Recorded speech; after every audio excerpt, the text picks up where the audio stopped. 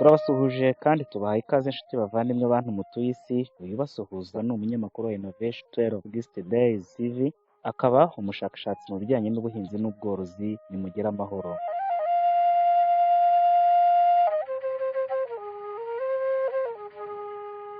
Hitamo muri izi video iri mu rurimi wumva neza, kuko Innovation 12 Gist Days TV yagerageje gushyira ubushakashatsi bwayo mu ndimi nyinshi z'abatuye isi.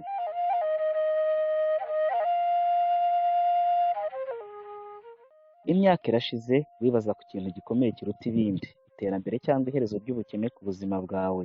Aharekeraho, kuko Innovation 12 Gist Days TV yagufashije gushyira akadomo ku nzozi zo kwibaza ku iterambere ryawe, aho izagufasha kwirukana ikiswe ubukene mu muryango wawe, mu nshuti, abavandimwe n'igihugu muri rusange. Nshuti muvandimwe wumva ururimi rw'Ikinyarwanda, nakumenyeshaga ko bishoboka ko uba umukire wo ku rwego rwo hejuru ubikesha umwuga wo korora inkoko.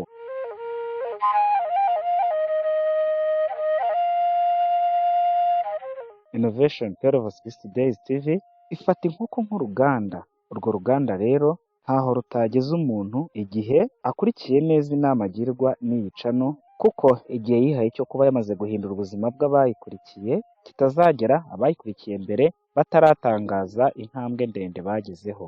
Nuko rero wisigara. Aha turavuga mu nzego zose. Ushobora kuba uri umuturage wo hasi, bityo ukorora ku rwego ruciriritse, ukanakoresha ibikoresho biciriritse nk'uko channel ya Innovation 12 Gist Days TV ibitwereka. Cyangwa niba uri umuntu wifashije, ukaba wazorora ku rwego rwisumbuye ku buryo wakoresha ibikoresho byisumbuye ku buryo byagufasha kuba umukire.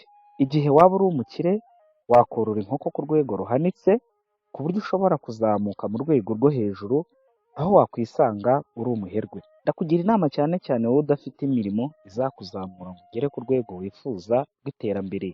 Igire muri uyu mwuga, abandi mu gihe gito bazabona itandukaniro rizaba riri hagati yawe nabo. Kora subscribe urebe video ikurikira mu rurimi wumva neza, maze dukomeze.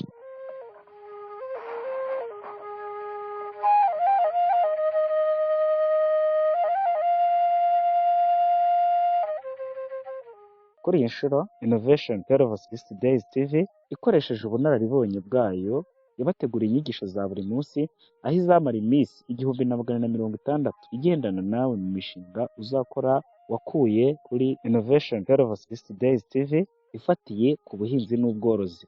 Imyuga yo mu nkingi za mwamba mu bavuka isi. Aha wakwibaza uti mbese ko ubuhinzi n'ubworozi bigabwe bikorwa mu Rwanda, Innovation 12 Gist Days TV izanye akahe gashya muri iyi myuga ya mwamba? Igisubizo ni uguhangiramo udushya nk'uko izina ry'iyi cano ribigaragaza, aho yitwa Innovation 12 Gist Days TV. Iyi cano igambiriye kubyerekana ikoresheje ubu buryo bwo kwigisha abayikurikira uburyo wagirwa umuherwe n'iyi myuga ubikesheje gukurikirana aya masomo ya Innovation 12 Gist Days TV muri iyi minsi 1,260, aho uzaba umaze gukura inyungu zikabije, aho zizaguhindurira icyiciro ukisanga mu bushorishori ubikesha guhanga udushya mu myuga y'abakurambere bacu. Innovation 12 Gist Days TV yibanze mu guhanga udushya mu myuga y'ubworozi n'ubuhinzi. Aha tuhatinde cyane. Iyi myuga ni gakondo yacu, kandi ni nayo Imana idufashamo cyane, kuko gukura kw'itungo cyangwa ikimera ni imbaraga z'Uwiteka gusa. Wowe ukayobora urwo ruhererekane rw'ibihe byo gukura kwabyo, maze iyaguhanze nayo ikabiha umugisha, aho indi mishinga ikuru bigizemo uruhare 100%. Bivuga ngo unaniwe guhinga no korora byaba ari ikibazo gikomeye, n'indi mishinga ishobora kukunanira.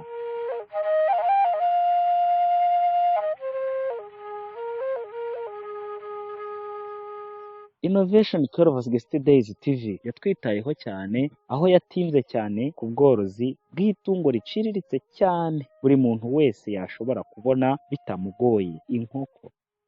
Ikurikizaho ubuhinzi bw'imboga n'imbuto bishobora kwezwa n'ifumbire yaturutse mu biraro by'inkoko wiyororeye. Ikindi, izi mbuto n'imboga zigahinga hibandwa mu gushyiramo udushya dukesha Innovation 12 Gist Days TV.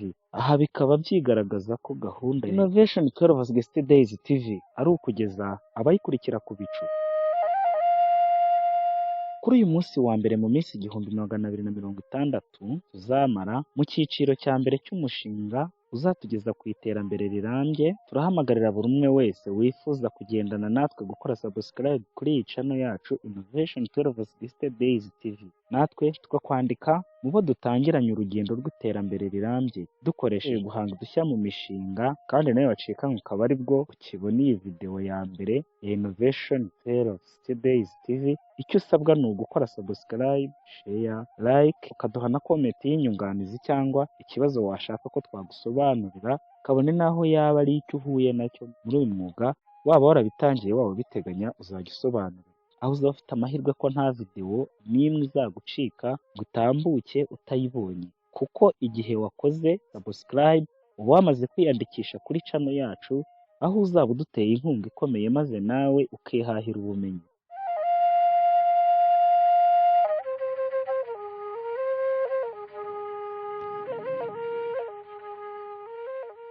Kuba uri kuri urwo rwego uriho si ikibazo cyangwa igitangaza, ahubwo nicyo gihe, kuko ikosa si ukugwa bwa mbere, ahubwo iyo wongeye niryo kosa. Kugira ubwoba bwo gukora ikintu cyaguteza imbere byo si ikosa, ahubwo ni agahinda, kuko icyo gihe wari ufite kiba kizagaruka ukundi. Uzira buke, ariko amahirwe azana n'umunsi wayo, kuko undi munsi nawe uzaba ufite ibindi. Birashoboka ko amahirwe yagaruka, ariko cya gihe ntikizagaruka. Emwe nuko wanganaga cya gihe siko uzaba ungana kuri iyo nshuro. Witinda rero kora subscribe kuri iyi channel yacu twigendere.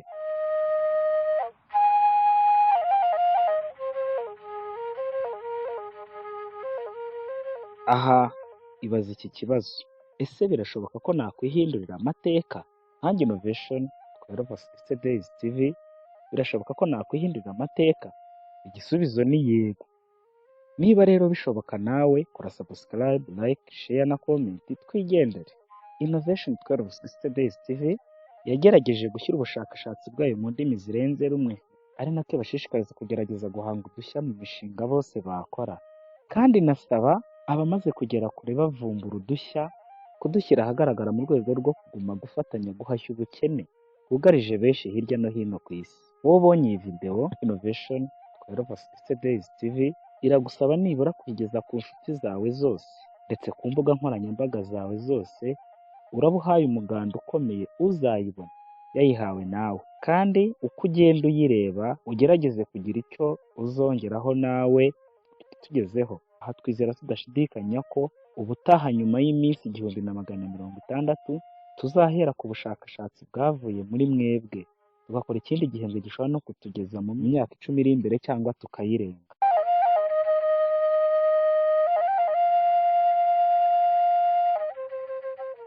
Abayobozi bacu bahereye kera bakigera ku buyobozi badusaba gukora cyane kugira ngo tubashe kwiteza imbere. Kizigenza muri bati kora cyane kugera aho wumva ububabare, ahatekereza usubizamo. Innovation 12 Days TV yakwibutsaga ko umuntu nta yindi ntwaro yahawe yo kurwanisha intambara y'ubukene, dore ko ari nawe mwanzi mukuru wa muntu. Iyo ntwaro ni imwe yonyine. Iyo ntwaro ni ubwenge bwo mu mutwe n'ubwonko. Ibi bivuga ko tugomba gutyaza ubwonko kugeza butyaye nk'iryinyo ryahawe inyamaswa y'inyamajanja cyangwa ihembe ry'inyamaswa z'inyabinono. Zibityaza kuko zizi ko urugamba rukomeje. Akaba wamuhanze ati amacumu y'inda burya ntashira igorora. Nshuti bakunzi ba Innovation 12 Days TV, aha twibukiranye ko igihe umara ntacyo urimo gutekereza gukora, cyangwa ugatekereza ntuhite ushyira mu bikorwa ibyo watekerejwe, kwigira ntibindeba, haracyari kare. Ibyo byose nzabikora nta kinyirukasa, ndacyari muto, ibihe ni bibi nta kiratungana. Nshuti yanjye, muvandimwe, bashiki bacu, rwose igihe cyawe ni iki, ave kuzarira, utazicuza ibihe byahise wiyicariye kandi ibyo gukora bihari. Isomo rya mbere: uko watezwa imbere n'inkoko nibura 2 z'amagi. Nshuti muvandimwe, kuri iyi si yacu dutuye, ndizera ntashidikanya ko nta muntu wabura inkoko 2 maze zikamuterera nibura amagi 50. Aha hari n'ubundi buryo wazibonamo. Icyitonderwa: aha turakoresha amafaranga y'u Rwanda, kuko idolari rimwe ringana n'amafaranga y'u Rwanda 1008. Niba utahereye kuri za nkoko 2, ukaba ufite igishoro gito, ushobora gukuramo nibura amagi 60 abanguriye cyangwa atewe n'inkoko zibana n'amasake. twibukiranye aya ni amatireyi abiri, kuyabona aha ndumva atagorana cyane kuko nibura aya magi yagurwa hagati y'amafaranga 100 n'amafaranga 150 y'u Rwanda. Aha birumvikana ko yaba ahagaze amafaranga 9,000 y'u Rwanda, kuko waba utaragira ubushobozi bwo kugura ibikoresho byo gukora nibura ituragiro ryisumbuyeho, wakoresha itara rimwe rya wate 65 cyangwa wate 75 cyangwa wate 100. Waba nta muriro ufite ugakoresha itara ry'ikirahure, ikarito, terimometere, isafuriya n'amazi, maze ugaturaga ya magi 60. Aha hashobora kuvamo imishwi nibura igakura ari inkoko 50. Iki gihe umaze kugira inkoko 50 uba wamaze kuba umworozi nyawe, kuko inkoko 50 washaka uburyo hasigaramo inkokokazi 40 n'amasake 10, maze ukazorora amezi 5 zigatangira gutera, aho nibura icyumweru wajya uba ufite amagi 250. Ayo magi 250 yo mu cyumweru ugafataho icyumweru kimwe ukayaturaga mu buryo bwisumbuye ku bwo waturagishije aya mbere 60, maze ayindi minsi ukaba uyagurisha akavamo ibyo kurya byo kugaburira izo nkoko muri cya gihe cy'iminsi 21, dutegereje ko aya magi 250 ya cya cyumweru cya mbere aturagwa. Aha twavuga ko nibura aya magi 250 waturaze mu cyiciro cya kabiri avuyemo inkoko zikuze 200, nyuma y'andi mezi 5 zizaba nazo zitangiye gutera, aho uzajya uba ufite nibura amagi 1,400 mu cyumweru cya mbere, aho nayo uzashyira mu mashini agaturagwamo nibura inkoko 1000. Twavuga ko ari icyiciro cya gatatu, aho tuzaba tumaze amezi nibura hagati ya 15 na 18. Nk'uko tuzi intego yacu yo kumara iminsi 1460 twamaze kuba abaherwe, za nkoko 1000 zizahita zitunganywamo izo gutera amagi abanguriye hagamijwe kwagura umushinga. Aha mu cyumweru cya mbere tuzaba dufite amagi nibura 6,000. Tuzaturagamo imishwi izatwinjiza mu cyiciro cya 4 cy'umushinga. Aha tuzakuramo nibura inkoko 5,000. Izo nkoko 5,000 zizatugeza mu cyiciro cya 5, maze nazo dukuremo izizatugeza mu cyiciro cya nyuma aricyo cya 6. Aha tuzaba tumaze kugera ku ntego yacu yo kumara iminsi 1460 twabaye abaherwe, kuko inkoko 5,000 duteganya nazo ko mu mezi yazo 5 ya mbere zizatangira gutera, maze dufate aya mbere y'iminsi 7 maze tuyashyire mu mashini ari amagi 5,000 gukuba 7. Icyo gihe azaba ari amagi 35,000. Aha bitewe n'urwego tuzaba tugezeho, tuzongera imbaraga z'igikoresho dukoresha duturaga amagi, byaba na ngombwa tukongera n'umubare wabyo, kandi tukarushaho gukaza imbaraga zituma ibipimo byagenwe bigera kuri buri gi. Cyane ko iyo mashini ibaye nini, tuzifashisha ibyuma bikwirakwizamo bwa bushyuhe n'ubuhehere, urugero nka vandarateri. Nshuti bavandimwe, twese tuzi uko itungo ry'inkoko ubu ku masoko rihagaze, kuko inkoko 35,000 nizigurishwa nibura inkoko imwe amafaranga y'u Rwanda 5,000, tuzakuramo amafaranga y'u Rwanda miliyoni 175. Aha twaba dusoje ya minsi twihaye, mu by'ukuri bigaragara ko umuntu yaba yageze ku nshingano yihaye afatanyije na Innovation 1260 Days TV, kandi nta no kwibaza kuri byinshi. Aha wakwibaza ku bijyanye n'imiti, ibiryo, abaganga n'abashumba bazo. Oya ntubitindeho, kuko mu gihe cy'amezi 5 twagiye dufataho amagi y'iminsi ya mbere 7 gusa. Noneho bivuze ko indi minsi 150 dukuyemo 7 ni iminsi 143. Yose amagi azaba agurishwa, kandi nyuma y'ubworozi Innovation 1260 Days TV yabateguriye umushinga w'ubuhinzi bw'imboga n'imbuto, byose bizajya bivamo ibyo kurya abavuzi n'abashumba bizi nkoko, kandi hasaguka amafaranga atari make ajya kuri akawunti ya nyiri umushinga. Nshuti bavandimwe rero, dutangiranye uru rugendo twizeye ko intsinzi yacu izagerwaho nitwiyemeza gukora tutikoresheje, tugakurikira neza video za Innovation 1260 Days TV. Nta kabuza gahunda yacu yo kwiteza imbere tuzayigeraho, kandi mbere y'igihe twihaye cy'iminsi 1460.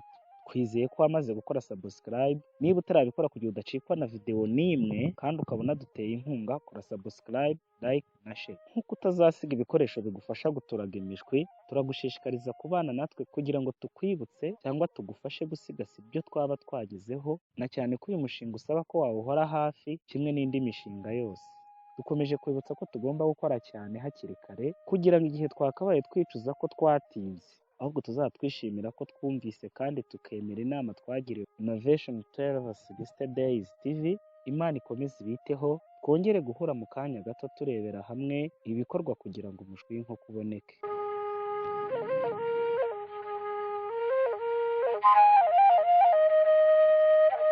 Ubusanzwe inkoko iri mu magi iba ifite ibi bipimo: icya mbere, ubushyuhe bwa dogere Celsius hagati ya 36 na 38, n'ubuhehere hagati ya 60 na 85. Akaba ari byo Innovation 1260 Days TV yafashe maze itangira kwereka abayikurikira uko ibi bipimo bishobora gushyirwa mu gikoresho icyo ari cyo cyose cyashobora kububika no kubucunga neza, icyo tukacyita ubuturagira. Impamvu y'ubu bushyuhe duhereye ku bushyuhe bwa dogere Celsius 36 na 38, ubusanzwe ubushyuhe tugira mu kirere cyangwa mu mazu yacu ntabwo byoroshye kandi ntibisanzwe ko bugera kuri ibi bipimo. Niyo mpamvu iyo amagi atarashyirwa ahabugenewe hari ubushyuhe bwisumbuyeho, ntabwo aba agatangiye kurarirwa, aho atangira urugendo rw'iminsi 21 yo kurema umushwi. Kimwe n'ubuhehere bwa 60 na 45 bifatanyiriza hamwe kurema wa mushwi, kuko byose bikenerwa n'umushwi uri mu igi.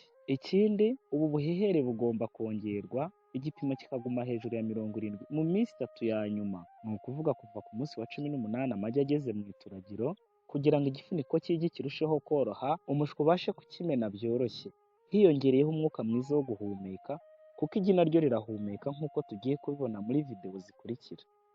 Igikoresho cyacu kigomba kuba cyitaweho buri uko kigenda gishyirwaho inshingano zo guturaga amagi menshi. Nk'uko bisanzwe, igikoresho cy'agaciro kigomba kuba kandi cyitaweho cyane, kandi hakanibandwa ku byo kibitse amagi, kuko buri masaha 6 amagi agomba guhindurwa.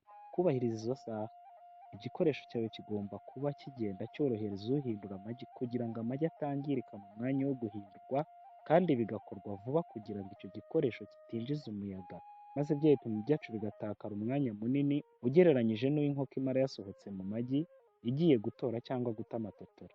Amagi ushobora kuyahindura ukoresheje ikiganza, uyahindukiza buhoro buhoro, cyangwa bitewe n'ubushobozi bw'igikoresho cyawe, amagi akaba ahindurwa hadakoreshejwe intoki, cyane ko uburyo bwo guhinduza intoki icyo gikoresho kiba cyafunguwe, kandi si byiza guhora gifunguye.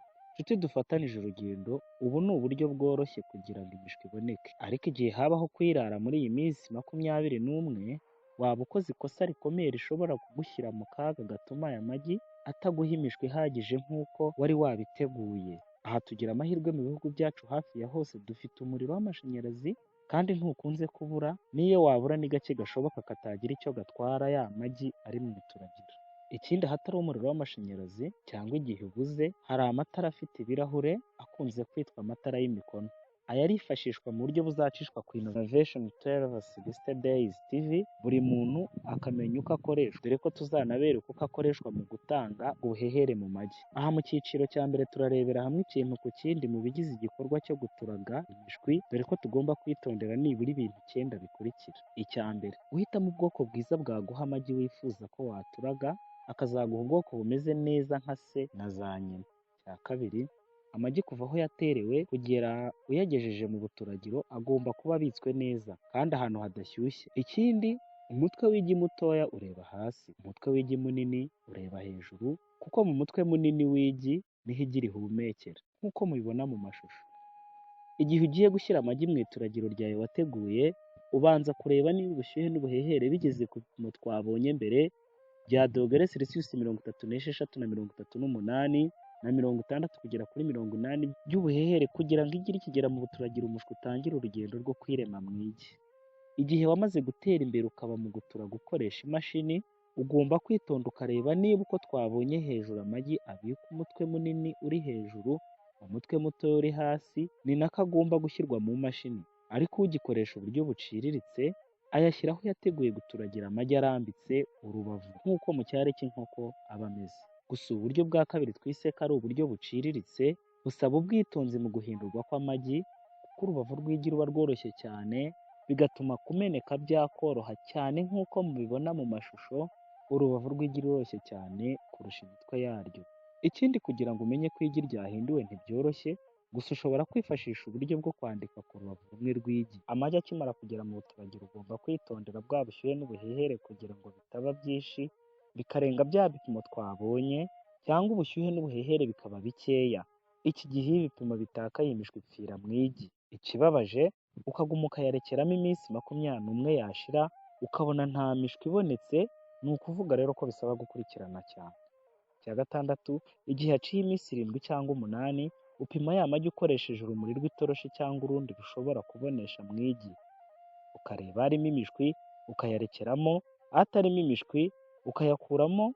Iki gihe hatarimo imishwi ashobora kuba yaribwa. Icyitonderwa, wa mwanya umara uyapima ugomba kuba mutoya, cyangwa ukagenda upima make make, emwe ubonye uwo mwanya wakubana muremure aho kugira ngo wiyangirize amagi.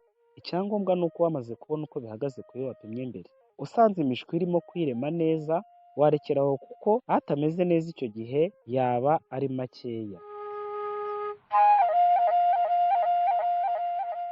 Igihe hashize iminsi 18 ni ukwibuka kongera bwa buhehere kandi guhindurwa kw'amagi kugahagarikwa hategerejwe kwituraga kw'amagi. Iyo ufite ubuturagiro buhanitse, ni ukuvuga imashini zihindurira amagi, uyakuramo ukayashyira mu mwanya wo hasi hirindwa ko imishwi yahanuka cyangwa ikaba yafatwa mu myanya imwe n'imwe cyangwa igakubitwa na za vandarateri zikwiza ubushyuhe mu buturagiro. Igihe imishwi itangiye kuva mu magi, hasabwa kwitondera ibipimo, cyane cyane abakoresha uburyo buciriritse. Kandi igihe ubona imishwi hamaze kuboneka nibura 1/3 cyangwa hashize amasaha 5 iyo mishwi imaze kuvuka, ushobora gufungura ubuturagiro akanya gato katarenze iminota 3. Ya mishwi imaze kuvuka ukaba wayikuramo ukayishyira mu bushyuhe buri munsi y'uburi mu ituragiro, nibura hagati ya dogere Celsius 30 na 36, gutyo gutyo kugeza amagi yose yituraze.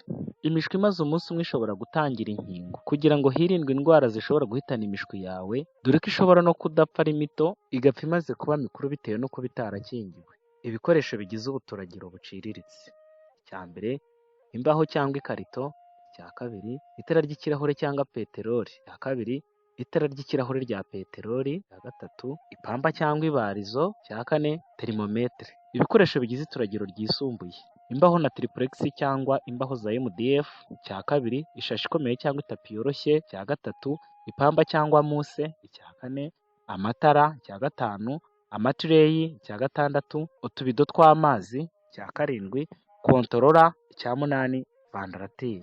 Ibikoresho bigize ituragiro ryo mu rwego ruhanitse: ibati ryabugenewe n'amavisi; icya kabiri, ipamba; icya gatatu, amatara; icya kane, amatireyi; icya gatanu, igitanda cy'amatireyi cyihindura; icya gatandatu, vandarateri; icya karindwi, kontorora. Igihe hari ibyo utubahirije cyangwa hari ibyo utakoze neza mu gikorwa cyo guturaga imishwi, hashobora kubaho ibi bikurikira: utitondeye umwuka cyangwa ogisijene winjira mu buturagiro bwawe hakinjira mwinshi, ushobora guhinduka umuyaga mwinshi ugateza ubukonje mu buturagiro. Icya kabiri, igihe ubuyeyeri (humidite) ibaye nkeya mu buturagiro, imishwi yumira mu magi itanumye hakiri kare, inanirwa kuva mu gishishwa cy'igi mu gihe iminsi yo kwituraga igeze, kubera ko nta buhehere bwabonetse bwo koroshya cya gifuniko cy'igi. Aha twibukiranye ko iyo umushwi ugiye kwituraga ukoresha imbaraga cyane, ariko iyo uteye gatatu byanga, imbaraga zirashira, ubwo ukicecekera ukaba upfiriye mutyo. Gusa uramutse wabibonye ko byanze, hari uburyo bwo kuwufasha kukimena, ariko ukirinda kuwukoraho kuko uba utarakomera unababara cyane, kandi ugisaturamo kabiri gusa ugasigara muri kimwe, nyuma ukaza kuyikuramo, gusa ukaba ufite amahirwe make yo kubaho. Cya gatatu, igihe ufite amagi mu buturagiro ugomba guhora witeguye icyaguha ubutabazi igihe icyo ukoresha kigize ikibazo cyo gutanga ubushyuhe, kugira ngo hatabura ubushyuhe umwanya munini, dore ko cyagihe inkoko imara hanze nawe utagomba kukirenza mu buturagiro hatarimo ibipimo byose byagenwe. Aha kora subscribe, like na share, duhe komenti maze urebe izindi video zikurikira. Nshuti bakundwa, mbasabye inkunga kugira ngo natwe muduteze imbere, kandi biroroshye. Kora subscribe gusa uraba udufashije.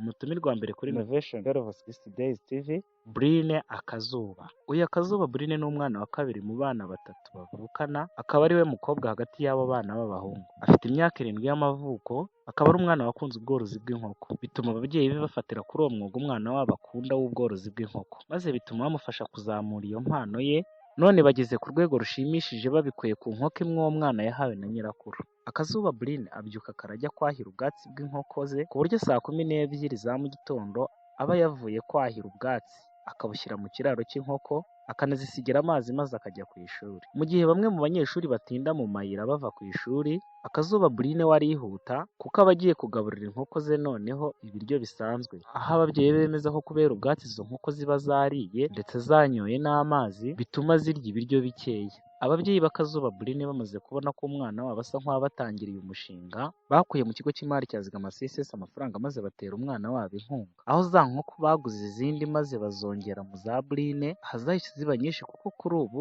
zageze ku nkoko 150 zitera amagi n'amasake 20. Akazuba Brine kuri ubu inkoko ze zimaze guhindura ubuzima bwa benshi, kuko amagi zitera yose ashyirwa mu buturagiro akavamo imishwi ikagurishwa, indi igahabwa inshuti n'abavandimwe b'uwo muryango mwo ibyororo.